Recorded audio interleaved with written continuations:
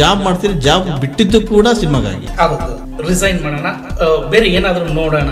ಅವಾಗ ಸಿನಿಮಾದಲ್ಲಿ ಐಡಿಯಾ ಇಲ್ಲ, ಇನ್ನು ಇಲ್ಲ, ಏನಂತ ಗೊತ್ತಿಲ್ಲ, ಏನು ಗೊತ್ತಿಲ್ಲ, ನನ್ನ ಕೈಲಿ ಆಗ್ತಾ ಇಲ್ಲ. ಇಲ್ಲಿ ನಮ್ಮ ಮನೆಯವರು ಹತ್ತಿರ 2-3 ವರ್ಷ ಮಾತಾಡೋದು ಬಿಟ್ಟಿದ್ರು. 5-6 ಮಂತ್ ಆಗಿತ್ತು, ಅಲ್ಲಿಂದ ಹೊಡೆಯಕ್ಕೆ ಸ್ಟಾರ್ಟ್ ಆಯ್ತು.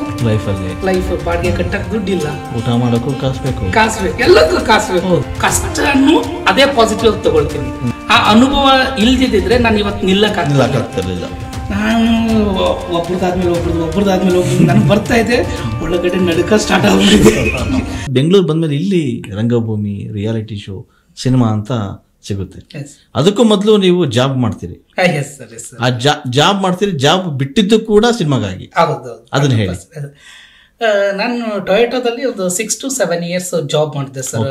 ಅಲ್ಲಿ ಟೊಯೋಟಾ, ನೀವು ಇನೋವಾ, ಫಾರ್ಚುನರ್ ಕಾರ್ಗಳು ನೋಡ್ತೀರಾ, ಆ ಕಾರ್ ಕಂಪ್ನಿಲಿ 6-7 years ಕೆಲಸ ಮಾಡಿದೆ. ಒಂದು ರೈಟ್ ಟೈಮಲ್ಲಿ ನನ್ ಪ್ರತಿ ತಿಂಗಳು ಸಂಬಳ ಬರೋದು ಸರ್, ಒಳ್ಳೆ ಸಂಬಳ ಬರೋದು, ಖರ್ಚು ಮಾಡ್ತಿದ್ದೆ, ಮನೆಗೆ ಒಂದಿಷ್ಟು ಕೊಡ್ತಿದ್ದೆ, ಎಲ್ಲ ನಡೆಯೋದು. ಒಂದು ಹಂತ ಆದ್ಮೇಲೆ ನನ್ನೊಳಗಡೆ ಒಂದು ಪ್ರಶ್ನೆ ಕಾಡ್ತು, ನೀನ್ ಏನ್ ಮಾಡ್ತಾ ಇದೀಯಾ, ನಿನ್ ಡೆಸ್ಟಿನಿ ಇದಲ್ಲ. ಅಲ್ಲ, ಡೆಸ್ಟಿನಿ ಇದೆ ಅಂತಲ್ಲ ಸರ್, ನನ್ ಸ್ಯಾಟಿಸ್ಫ್ಯಾಕ್ಷನ್ ಇರ್ಲಿಲ್ಲ.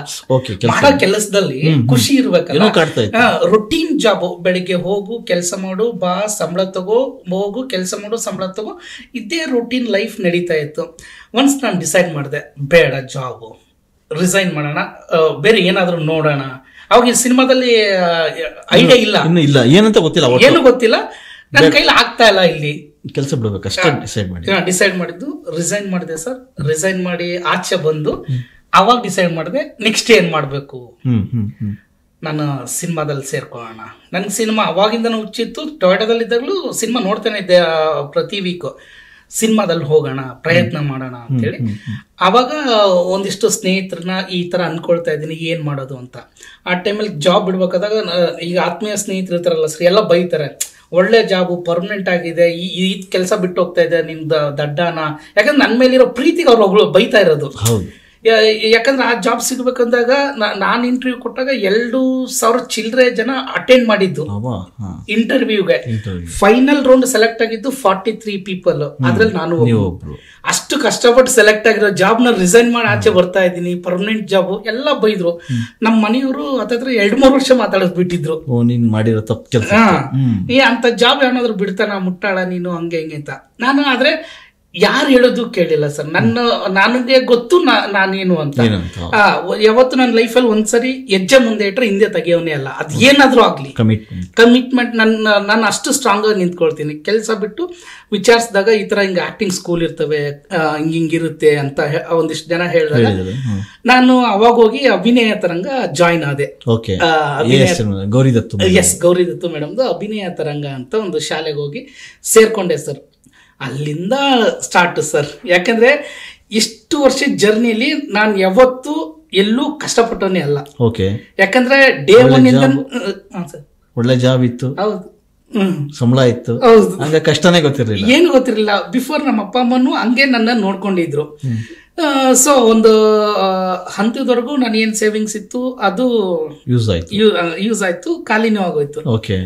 ಹಿಂಗೊಂದು 5-6 ಮಂತ್ ಆಗಿತ್ತು, ಅಲ್ಲಿಂದ ಹೊಡೆಯಕ್ಕೆ ಸ್ಟಾರ್ಟ್ ಆಯ್ತು. ಲೈಫ್ ಬಾಡಿಗೆ ಕಟ್ಟಕ್ ದುಡ್ಡಿಲ್ಲ, job first of all job ಇಲ್ಲ, ಊಟ ಮಾಡೋಕ್ಕೂ ಕಾಸ್ಬೇಕು, ಎಲ್ಲಕ್ಕೂ ಕಾಸ್ಬೇಕು. ಹೌದು. ಈಗ ಫ್ರೆಂಡ್ 1 ದಿನ ಕೊಡ್ತಾರೆ, 2 ದಿನ ಕೊಡ್ತಾರೆ. ಆಮೇಲೆ ನಾನು ಈಗ ಆರ್ಟ್ ಡಿಪಾರ್ಟ್ಮೆಂಟ್ ಅಲ್ಲಿ ಕೆಲ್ಸಕ್ಕೆ ಹೋಗೋದು, ಅಲ್ಲಿಂದ ಬಂದಿರೋದ್ರಲ್ಲಿ ಬದುಕೋದು, ಈ ತರದ್ದೆಲ್ಲ ಸ್ಟಾರ್ಟ್ ಮಾಡ್ಕೊಂಡೆ. ಬಟ್ ನಾವೊಂದು ಡಿಸೈಡ್ ಮಾಡಿದ್ದೆ ಗೊತ್ತಾ ಸರ್, ನಾನು ಯಾವತ್ತು ಪಾಸಿಟಿವ್ ಪರ್ಸನ್. ನಾನು ಯೋಚನೆ ಮಾಡೋದು ಪಾಸಿಟಿವ್ ಆಗಿ. ಇವಾಗ ನನಗೆ ಕಷ್ಟ ಬಂದಿದೆ ಅಂದ್ರೂ ಇದು ನನ್ನ ಸ್ವಯಾರ್ಜಿತವಾಗಿ ತಗೊಂಡಿರೋದು ಡಿಸಿಷನ್, ನಾನು ತಗೊಂಡಿರೋದು. ಆ ಕಷ್ಟನು ಅದೇ ಪಾಸಿಟಿವ್ ಆಗಿ ತಗೊಳ್ತೀನಿ. ಯಾಕಂದ್ರೆ ನನ್ನ ಹತ್ರ ಈಗ ಎಕ್ಸಾಂಪಲ್ 10 ಕೋಟಿ ಇಟ್ಕೊಂಡು ಸಿನಿಮಾ ಬಂದಿದ್ರೆ, ಆ ಅನುಭವ ಇಲ್ದಿದ್ರೆ ನಾನು ಇವತ್ತು ನಿಲ್ಲಕ್ಕಾಗ್ತಿರ್ಲಿಲ್ಲ. ಆ ಅನುಭವಗಳನ್ನ ನಾನು ತುಂಬಾ ಖುಷಿಯಿಂದ ಪ್ರೀತಿಯಿಂದ ಎತ್ಕೊಂಡವನು. ಊಟ ಇಲ್ದಿದ್ದಾಗ ಕಣ್ಣೀರ್ ಹಾಕಿದ್ದಿದೆ, ಬಟ್ ಅದಾದ್ಮೇಲೆ ಎದ್ದು ಬರ್ತೀನಿ ಗೊತ್ತಾ, ಆ ಪಾಸಿಟಿವ್ ಮೈಂಡ್ ಅಲ್ಲೇ ಬರ್ತೀನಿ. ಇವತ್ ಕಷ್ಟ ಆಗ್ತಿರ್ಬೋದು, ಯಾಕಂದ್ರೆ ಇದು ನಾನ್ ತಗೊಂಡಿರೋ ನಿರ್ಧಾರ. ಇವತ್ ಕಷ್ಟ ಇರ್ಬೋದು, ನಾಳೆ ಒಂದಲ್ಲ ಒಂದಿನ ಬರುತ್ತೆ. ಆ ಒಂದು ಪಾಸಿಟಿವ್ ಮೈಂಡ್ ಅಲ್ಲಿ ಬಂದೆ, ಅದು ಇವತ್ತು ಇಲ್ಲಿವರೆಗೂ ಕರ್ಕೊಂಡ್ ಬಂದಿದೆ ಸರ್. ಫಸ್ಟಿಗೆ ನೀವು ರಂಗಭೂಮಿ ಎಂಟ್ರಿ ಮಾಡ್ತೀರಿ, ಆ ರಂಗಭೂಮಿ ಹೋಗೋದಕ್ಕೆ ಒಂದಿಷ್ಟು ಸ್ನೇಹಿತರು ಕೂಡ ಸಪೋರ್ಟ್ ನಿಲ್ತಾರೆ. ಅಲ್ಲಿಗೆ ಹೋದ್ಮೇಲೆ ಅಲ್ಲಿ ಕಲ್ತದಂತ ಅನುಭವ ಹೆಂಗ ಅನಿಸ್ತು ನಿಮಗೆ? ಫಸ್ಟ್ ನನಗೆ ತುಂಬಾ ನಾಚಿಕೆ ಸ್ವಭಾವದ ಸರ್. ಸ್ಟಾರ್ಟಿಂಗ್ ನನ್ಗೆ ಈಗ ಫಸ್ಟ್ ಜಾಯಿನ್ ಆದೆ, ಅಲ್ಲಿ ರಂಗಭೂಮಿಲಿ ಹೆಂಗೆ ಅಂದ್ರೆ ಸರ್ಕಲ್ ಮಾಡ್ತಾರೆ, ಸರ್ಕಲ್ ಮಾಡಿ ಒಬ್ಬೊಬ್ರದ್ದೇ ಪರಿಚಯ ಮಾಡ್ಬೇಕಲ್ಲ. ನಮ್ಮ ಟೀಚರ್ ಒಂದು ಟಾಸ್ಕ್ ಕೊಟ್ಟಿದ್ರು, ಪ್ರತಿಯೊಬ್ಬರು ಪರಿಚಯನು ಒಂದು ಆಕ್ಟಿಂಗ್ ಮುಖಾಂತರ, ಒಂದು ಪಾತ್ರದ ಮುಖಾಂತರ ನಿಮ್ ಪರಿಚಯ ಮಾಡ್ಕೊಳ್ಳಿ. ಸ್ಕಿಟ್ ತರ ಪರಿಚಯ. ಈಗ ಎಕ್ಸಾಂಪಲ್ ಒಬ್ರು ತರಕಾರಿ ಮಾರೋನ್ ಹೆಂಗ್ ಮಾಡ್ತಾನೆ ಆ ಸ್ಟೈಲಲ್ಲಿ ನೀವು ಪರಿಚಯ ಮಾಡ್ಬೇಕು. ನೋಡ್ರಪ್ಪ ಬಂದಿದ್ದೆ, ನನ್ನ ಹೆಸರು ಇದು ಅದು ಹಂಗೆ ಹೆಂಗಿಂತ ಪರಿಚಯ ಮಾಡ್ಕೋಬೇಕು. ಬಟ್ ನನಗೆ ಶೈಯಿಂಗ್ ಪ್ರಾಬ್ಲಮ್, ನಂಗೆ ತುಂಬಾ ನಾಚಿಕೆ. ಅಷ್ಟು ಮುಜುಗರದಲ್ಲಿ ಅಷ್ಟು ಜನ ಮುಂದೆ ಹೆಂಗ್ ಮಾತಾಡ್ಲಿ? ಫಸ್ಟ್ ಟೈಮ್ ಬರೀ ಲೈಫಲ್ಲಿ ಯಾವತ್ತೂ ಏನು ಮಾಡಿದವನಲ್ಲ, ಒಂದು ಸ್ಟೇಜ್ ಹತ್ತದವನಲ್ಲ, ಏನೂ ಇಲ್ಲ. ನಾನು ಒಬ್ರದಾದ್ಮೇಲೆ ಒಬ್ರದ್ದು ನನಗೆ ಬರ್ತಾ ಇದೆ, ಒಳಗಡೆ ನಡುಕ ಸ್ಟಾರ್ಟ್ ಆಗ್ಬಿಟ್ಟಿದೆ. ಫುಲ್ ಬೆವರ್ತಾ ಇದ್ದೀನಿ ಸರ್, ಫುಲ್ ಬೆವರ್ತಾ ಇದ್ದೀನಿ. ಏನು ಮಾಡೋದು ಒಂದು ಗೊತ್ತಾಗ್ತಿಲ್ಲ. ಇನ್ನೂ ಒಬ್ರೊಬ್ರದ್ದು ಮುಗಿತಾ ಇದೆ. ನನ್ನ ಸ್ಟೇಜ್ ಏನು ಬರುತ್ತೆ, ನಾನು ಏನು ಮಾಡಬೇಕು ಅಂತ ಬಂದಾಗ ನನ್ನ ಸರ್ದಿ ಬಂದ್ಮೇಲೆ ಮತ್ತೆ ಶೋಗಿ ಹೋಗಿ ಮೇಡಮ್ ಏನೂ ಬರೋಲ್ಲ ಮೇಡಮ್, ಏನು ನಿಮ್ಗೇನು ಬರುತ್ತೆ ಮಾಡ್ರಿ ಹಂಗೆ ಹಿಂಗೆ ಅಂತ. ಆವಾಗ ನಾನು ಒಂದು ಬೇರೆ ಪಾತ್ರ ಮಾಡಿ ನನ್ನ ಪರಿಚಯ ಮಾಡಿಕೊಟ್ಟೆ. ಅದಾದ್ಮೇಲೆ ಆ ಒಂದು ಶೈಯಿಂಗ್ ಹೋಗೋಕ್ಕೆ ನನಗೆ ಮಿನಿಮಮ್ 3 months ಬೇಕಾಯ್ತು. ಯಾಕಂದ್ರೆ ಬೀದಿ ನಾಟಕಗಳೆಲ್ಲ ಮಾಡಿಸಿದ್ರು. ಬೀದಿ ನಾಟಕ ಮಾಡ್ತಾ ಮಾಡ್ತಾ ಮಾಡ್ತಾ ನನ್ನ ಒಳಗಡೆ ಇರೋ ಭಯ, ನಾಚಿಗೆ ಎಲ್ಲ ಹೋಯ್ತು ಸರ್. ಅಲ್ಲಿಂದ ನಿಮಗೆ ರಂಗಭೂಮಿ ಎಕ್ಸ್ಪೀರಿಯನ್ಸ್ ಸ್ಟಾರ್ಟ್ ಆಯ್ತು. ಒಂದಷ್ಟು ನಾಟಕ ಪ್ರಯೋಗಗಳು ಮಾಡಿದ್ದೀನಿ. ಎಷ್ಟು ಪ್ರಯೋಗಗಳು ಅದು? ಈಗ ಮಾಮಾ ಮೋಶಿ ಅಂತ ಒಂದು ನಾನೇ ಮೇಜರ್ ಲೀಡ್ ಕ್ಯಾರೆಕ್ಟರ್ ಮಾಡಿದ್ದು ಸರ್. ಜೋರ್ದಾನ್ ಅನ್ನೋ ಒಂದು ಕ್ಯಾರೆಕ್ಟರ್. 2 hour play. ಒಂದು ಸಾರಿ ನಾನು ಸ್ಟೇಜ್ ಎಂಟರ್ ಆದ್ರೆ ವಾಪಸ್ ಹೋಗೋದೇ ಇಲ್ಲ, ಕ್ಲೈಮ್ಯಾಕ್ಸ್ಗೆ ಎಕ್ಸಿಟ್ ಆಗೋದು. 2 ಕಂಟಿನ್ಯೂ ಕ್ಯಾರೆಕ್ಟರ್ಗಳ ಜೊತೆ ಕನೆಕ್ಟ್ ಆಗ್ತಾ ಹೋಗ್ತಾರೆ. ಅದೇ ಮೇಜರ್ ಲೀಡ್ ಕ್ಯಾರೆಕ್ಟರ್. ಎಲ್ಲಾ ಪಾತ್ರಗಳು ಬರ್ತವೆ ಹೋಗ್ತವೆ, ಬಟ್ ನಾನು ಸ್ಟೇಜ್ ಮೇಲೆ ಇದ್ದೇ ಇರ್ತೀನಿ 2 hours. ಅದು ಒಂದು 3 show 4 show ಅದು ಮಾಡಿದ್ವಿ. ಆಮೇಲೆ ಪ್ರಮೋದ್ ಶಿಗ್ಗಾವ್ ಅಂತಿದ್ದಾರೆ ಸರ್, ಅವರು ಒಂದು ಮೇಜರ್ ನಾಟಕ ಮಾಡಿಸಿದ್ರು. ಅದು ನಾಟಕದ ಹೆಸರು ತುಂಬಾ ಹಿಸ್ಟೋರಿಕಲ್ ನಾಟಕ ಅದು. ಸೊ ಅದು ಮಾಡಿಸಿದ್ರು. ಒಂದು 10 ಬೀದಿ ನಾಟಕ ಮಾಡಿದ್ವಿ.